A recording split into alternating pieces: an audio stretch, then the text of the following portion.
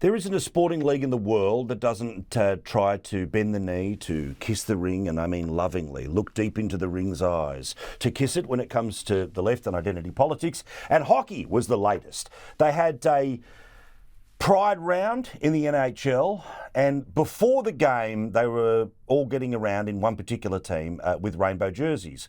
Although, God forbid, one player didn't want to kiss the ring, and apparently the sky's going to fall in. Yeah.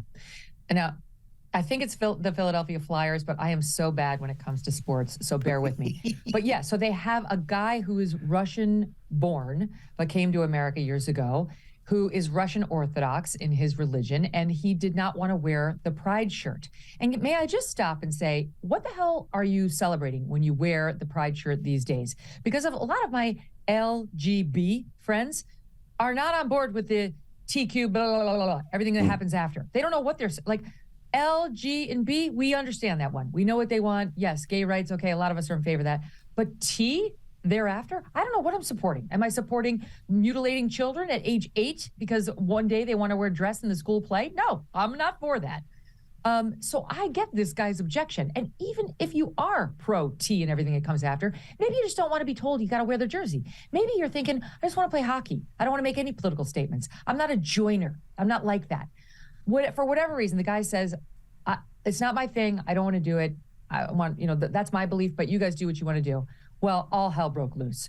He's a bigot. We don't want his hate here. It used to be an opportunity. If you want to, you can. Now it's you will do it or you're a bigot and you should be canceled. People saying he should be forced to go back to Russia and fight against Ukraine.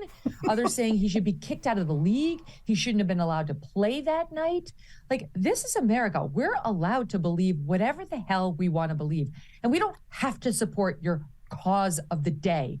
And it's amazing to me that it took a Russian guy to remind us of that, as all these Americans and Canadians, by the way, tried to shame him out of exercising his own First Amendment rights. So I presume that he'll be on a billboard in Times Square soon, paid for by Nike, because that's what happened when Colin Kaepernick took a knee and did exactly the opposite of everyone else when it came to the national anthem, right? Of course, one of the things we love about America is free speech, is that it's written on a piece of paper. It's inarguable that if you choose to say something, you can say it, and within the bounds of the law, in terms of how you express yourself, you're allowed to do it.